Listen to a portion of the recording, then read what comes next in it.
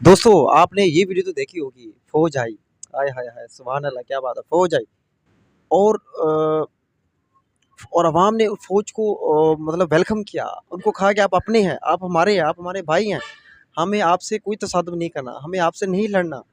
तो मुझे वो खान साहब की बात याद आ गई। ये फौज भी मेरी है, ये फौज भी मेरी है, ये मुल्क भी मेरा है।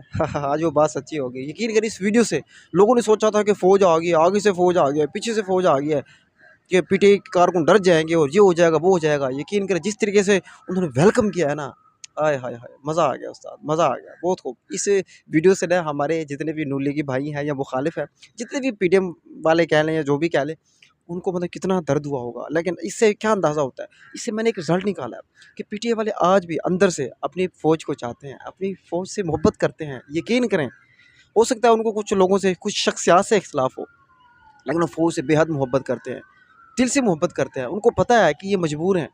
इन्होंने अपने जो ऑर्डर को फ़ॉलो करना होता है। लेकिन अगर दूसरी तरफ अगर आप दूसरों को देख लें उनके आपको जो है ना एक अजीब-सी उनके अंदर आपको बुग़्ज़, नफ़रत और बस कुछ भी कह लें, आपको नज़र आएगा। उनमें ये मोहब्बत आपको बहरहाल नहीं मिलेगी, जो कि पीटीआई के वर्कर्स में, पीटीआई के लोगों में मौजूद थी। तो ख़ैर, मुझे तो ये वीडियो बहुत ही अच्छी लगी, बहुत ही प्यारी लगी। और बल्कि एक जगह तो जो फ़ौजी, हमारे जो फ़ौजी भाई हैं, वो जो पीटीआई के वर्कर्स थे, उनको पानी-शानी डाल रहे थे, उनको पानी-शानी पिला रहे थे। बहुत खूबसूरत मनाज़र थे, बहुत मज़ा आया। आपको कैसा लगा? कमेंट सेक्शन में ज़रूर बताइएगा। बहुत-बहुत शुक्रिया। अल्लाह हाफ़िज़।